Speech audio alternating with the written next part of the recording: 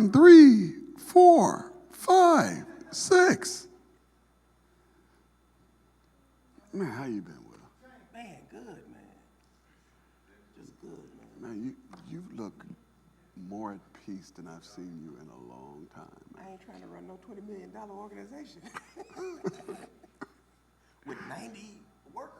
Probably down to about 75 now. So what you're saying are those 20 million headaches? Man, it was stressful. I mean, it ain't, you know. And plus, I'm a perfectionist, so you got to get it right. Yeah. You know. But I was slowly bringing my team in where I could flow. Well, Just didn't get a chance to, but you know, I don't got to do that now, so I'm good. Now, what if they call you back and say, listen, well, my bad. We're going to double your pay. yes, sir. I like looking like this.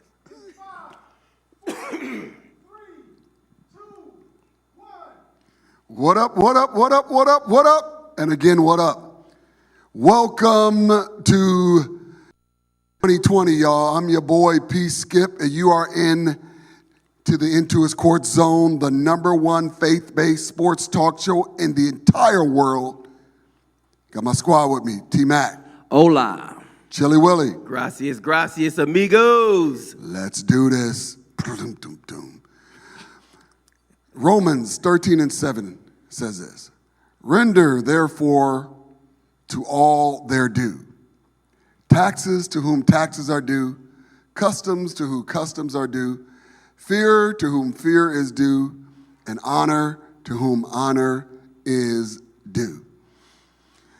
And I want to take a moment of silence to honor none other than the great NBA ex-commissioner, David Joel Stern, in his passing.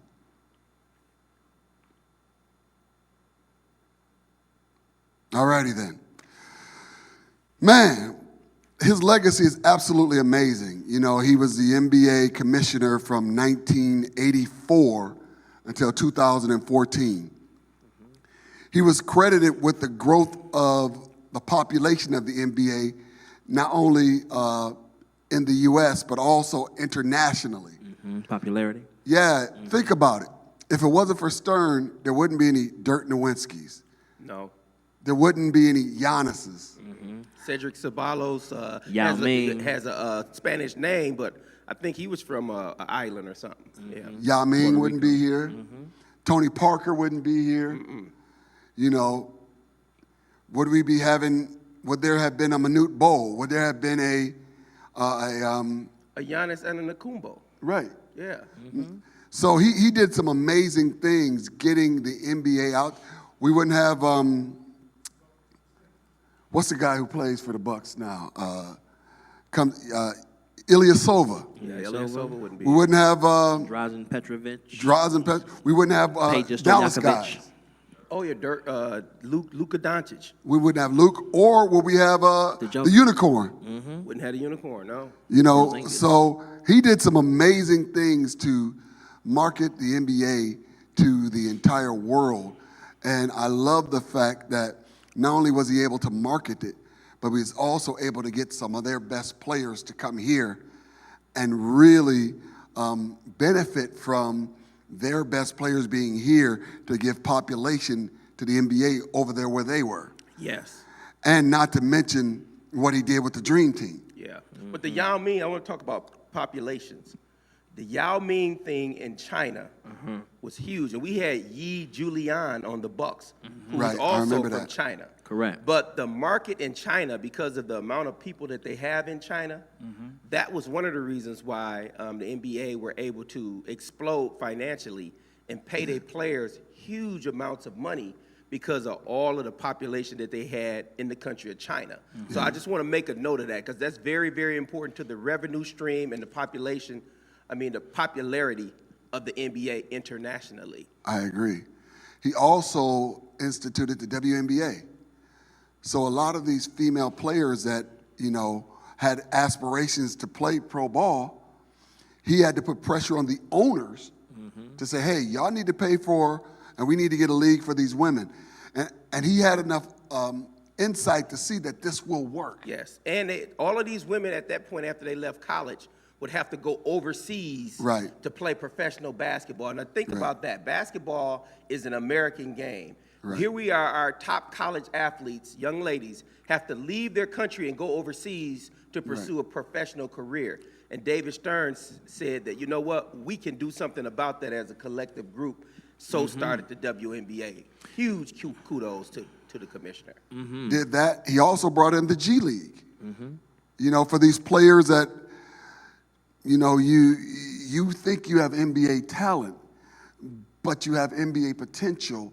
But if we work with you, Right. you could get into the league. And we have so many players that have been able to make that transition Oh, yes. from the G League to the NBA. Yes. So, you know, he did some amazing things. Also, we wouldn't have NBA TV No, if it wasn't for David Stern. Wouldn't have the NBA League Pass, no. you know. And, you know, his humanitarian endeavors, NBA Cares, Yes.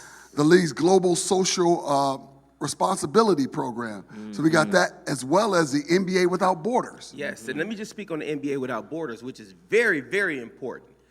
This year, the continent of Africa will have a professional basketball league. Right. They will have an NBA league in Africa, and all of that stemmed from NBA Without Borders and some of the initiatives that we did with some of our foreign players, the Manute Bows of the world, Exactly. Luke Ba Mute, Dikembe Mutombo. Mutombo going back to Right. Africa. Akeem Olajuwon. All of this, and he dealt with what's the leader that they had over there that was in jail for a long time? Nelson Mandela. Nelson Mandela. He had Right. Nelson Mandela be part of the initiation of Basketball Without Borders. The great, legendary, probably the greatest humanitarian, Nelson Mandela, worked with David Stern to expand the attraction of the NBA. Yeah, I mean, it sounds What like insight and what vision? that you just took the words out of my mouth. That's where I was going to go with that. I mean, for all the things that we've just delineated that he's done, you know, you got two different things. You know, you have sight. Sight is being able to see what is. Then you have vision. That's being able to see what isn't yet but can be. Yes. Right. It sounds like David Stern was truly a visionary. Yes. No doubt. And in multiplying and amplifying the NBA and all these other tentacles that are attached to it now, he definitely is a guy that's worth and worthy of, you know, some honor. He also, that you mentioned it, Pastor Skip, that the dream team, Right. still the greatest team ever assembled in basketball. Yes. Still talked about, still global ambassadors. Yes. Right. He was behind that as well. Also expanded the All-Star game into All-Star weekend. Yes. Which in and of itself is an entertainment juggernaut.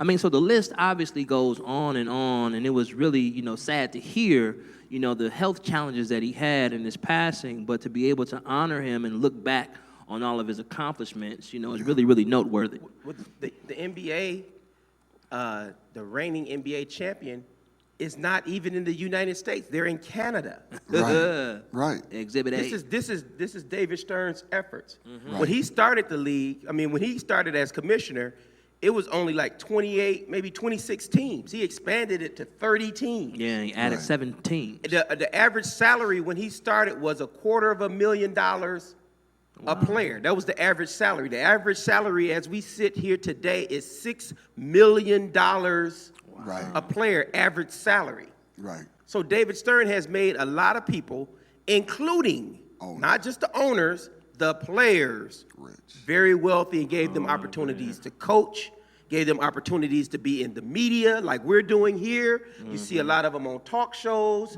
He presented this opportunity because he had, what did you say, Pastor Tim, what he had? Vision. Vision. Yes, sir. No doubt. You know, another thing that we have to look at, and that is 25 to 30% of the NBA players that are drafted now are non-U.S. Right? So now you got all these players that are becoming, he's made the NBA literally global. Yes. A global enterprise. Global. Yes. You know, that we're touching every continent, and the great thing about it is now the NBA says, it don't matter where you are. If you got skills, we can find you, We'll find you. and you can play with us. Yes. You know, and what he's done by adding that international game has so changed the traditional NBA game. Yes. It's changed it so much. You know, when Manu brought in that Euro step, Man. who knew? Man. Who knew that was going to become the step that everybody's using to get around The cats go-to now? move. That Giannis from Africa, a whole different country, would be assassinating players nightly with Right. a move that came from Manu Ginobili. Right. That he brought here. And then you got to think this. On the regular NBA schedule are international games. Right. Regular NBA schedule. They play in Mexico, they play in Europe, they play in China on a regular schedule. Right. Right. 'Cause- Right. This season, the Bucks played in Paris. Yes. This season, Yeah. they played in Paris, you know. And these are the Bucks. Yeah. This was a team that was getting no love just 5 years ago. Yeah, small market. And what that even he did something amazing was allowed the small market now to compete with the larger markets. Yes. By revenue sharing. That's all David Stern, you know. So again, big ups to him. And even, you know, the second dream team wasn't no slouches either. No. Correct. You know, speaking of the second dream team, Vince Carter, a member of that team. Big ups and honor to you today, sir, to be the first player in the history of the NBA to play in 4 decades. What? 4 different decades. Not 1, not 2, not 3, but a bunch of decades. 4 decades, This man. Sanity played in 4 different decades. 4 different decades. And we'll still dunk on your butt in our heartbeat. I've seen him do it this year. Right. Yeah. Yeah. Vince, Phenomenal. I had the honor of being at the All-Star game in Oakland when he won the dunk the contest? dunk contest. I know that was insane. Elbow in the rim. One of the most amazing spectacles Yeah, it was I've electrifying. ever been able to be a part of. I felt like I was at something that was just amazing. The building was Monumental. electric. Yes, sir. Yes, sir. The TV was too, as we was my watching. goodness. Great. Hey, big ups to Vince Sanity. Yeah. Right. Air Canada. Right. Yes. And what's crazy about that particular dunk contest is if it wasn't for him, any one of them other ones could have won. Right. Yes. Particularly Steve Francis. And so could Tracy. Tracy could have run it too. Yes. True yes. that. True that. You know, so I'm like, this is, and he was heading, and they were cold when they were doing that stuff. You're like, oh. Yeah. And then the sanity happened. Yeah. But for his otherworldly, dare I say, extraterrestrial dunking talents. Right. But like you said, any one of those other ones would have won it any other year. He took the dunk contest even to another level with just the variety, the degree of difficulty. I mean, it was really, really explosive. We hadn't Right. seen anything like that. No. And he also, when he jumped over the dude in the Olympics, man, the 7-foot dude, Oh, when yeah. he jumped over him, was also major. So Vince, you to be Bananas. playing through all these different decades, man, big ups to you. And you made the right decision, too, back in college when you wanted to go get your degree and you missed that playoff game and you got all that haterade and stuff. People talking about staying in school and all that. You were doing the right thing.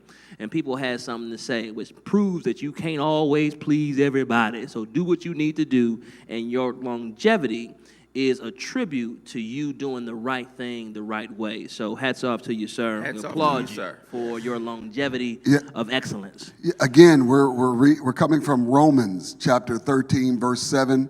Again, it says, render therefore to all their due, taxes to whom taxes are due, customs to whom customs are due, fear to whom fear is due, and honor to whom honor is due. Now listen, I want to just switch gears or sports for a second. Still talking about honor. It's the NFL playoffs, y'all. Ooh-wee. We got to talk about the New England Patriots. No, we don't. And that loss. Did we just see the end of a dynasty? That's a great question. Well, on the heels of talking about longevity. Got him stuttering. That's how good that Stuttering, eh? Tom Brady, similar to Vince Carter in terms of longevity, playing professional sports until your 40s, and as we've talked about before, that sports, Father Time is undefeated. No doubt. All of the great athletes that we've gone throughout the years, dealing from Muhammad Ali to Mike Tyson to Carl Lewis to Sugar Ray Leonard to whoever you want to name, time has caught up to those individuals and their skill sets. To Michael Jordan, the Right. skill sets Kareem. to Kareem. took, a dip because that's just how it goes. Right. And I think that New England, I would put an asterisk by the loss. One, they've never won a Super Bowl in a year that they had a wild card playoff berth. They had a wild card this year. Now, I'm real glad they lost. Hats off to y'all. Y'all good champions or whatever, but y'all lost in Atlanta. Y'all still shouldn't have lost the Super Bowl a couple years ago after being up 28-3, but that's beside the point. I digress. Getting back to this year, their track record, to me, has earned at least the benefit of the doubt.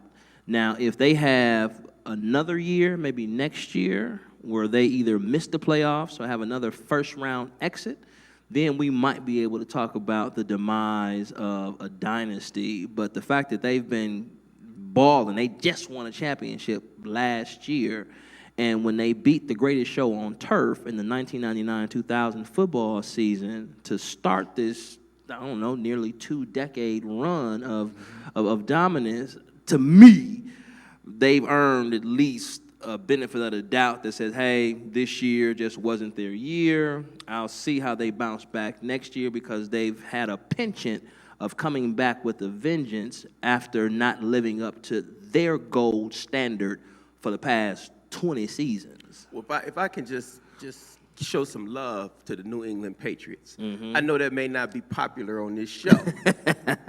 Go ahead, Doc. Stone him. The New England Patriots record this year was 13 and 12 and 4 or something. They were one of the top teams in the league this year. Mm-hmm. And Gronk retired. They didn't have Gronk, who was a staple in the dynasty. All pro so tight end. they didn't even replace him. They didn't have any wide receivers for Tom Brady to throw to. They tried to get Antonio Edelman? Brown. They got rid of Edelman? Edelman was the only person that they had, but And they they tried had- to get They got Antonio- rid of Edelman. I mean, they got rid of Edelman, but what's the Yeah. other slot receiver they had? That was their best receiver this year. So Wow. they tried to get the other guy who came Antonio from Brown. Antonio Brown, another guy who came Josh back, Gordon. Josh who Gordon. Flamed out. to try to remedy that, and they weren't able to do it, and they still won double-digit wins. So if they can get some replacement wide receivers, I think they'll be able to reboot and come back. Because 12 wins is no slouch. Right. It's no slouch. And up until they lost, surprisingly, in the last week of the season to the Miami Dolphins, they had an opportunity to maybe get a first-round bye. And at least folks that I'm talking with in my household, sports fans, about who is the most dangerous team in the AFC, it's been New England for the past 20 years. Yeah. Now, Lamar Jackson is having a phenomenal season for the Baltimore Ravens, playing quarterback, probably will get the MVP, has been dynamic all year long and put some rumors to rest that a running quarterback can't lead a successful franchise, blah, blah, blah.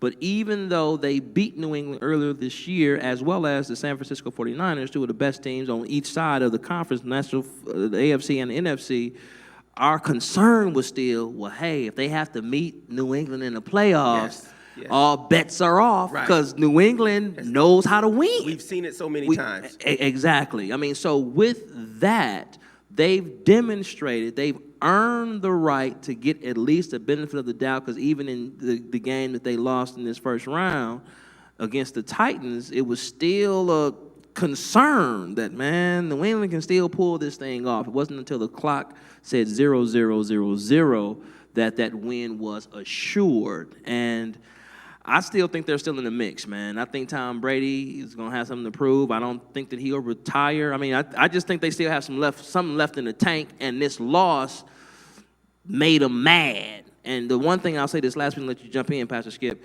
is that the thing I've been most impressed with about New England has been not just their run of perennial dominance and excellence, but they've been able to do it with a bunch of no-name They players. do a lot with a little. Well, man, So they the can. system. It's a system. system. And so for them, they don't need the biggest name. They don't need the glitziest stuff. They don't need the highest draft pick. They don't need. It's plug, rinse and repeat. Plug, rinse and repeat. So the fact that they lost, this is grading them because they expected to get back to the Super Bowl to defend their championship. So when you have the heart of a champion, as Rudy Tomjanovich said with the Houston Rockets in basketball a few years back, you can't ever underestimate that. And so I don't think we can underestimate them cats next year and years going on before we can put a nail in that coffin of them being through, so-called. You know, we understand that the Patriots are a machine. We get that. You know, they're a machine. They, like you said, they plug and play, you know. But what I'm beginning to see is with them is that golf that they used to have above and far beyond everybody else, that is getting a whole lot thinner. I'll agree to that. And with that getting thinner, are we getting to the end of Belichick's wisdom? Yes, I follow You you know, on this. are we getting to the end of his wisdom? Because we're definitely getting to the end of Brady's skill set. Yeah, the pocket passer. Yeah. Yeah. We're getting to the, so that's why I'm looking and going, I understand Brady may say, you know what, I can't go out like this. I'm going to play one more year. But I'm beginning to look at them and go, but people aren't afraid of you no more. Yeah. And with them not being afraid of you, they're attacking you now. The hunter is now being hunted. Yes. And I don't know if Brady can take the hits. Yeah. I don't know if Belichick can do the scheming. Yes. Very interesting point you're making. And these guys are quicker, they're stronger, and they're smarter than they've ever been.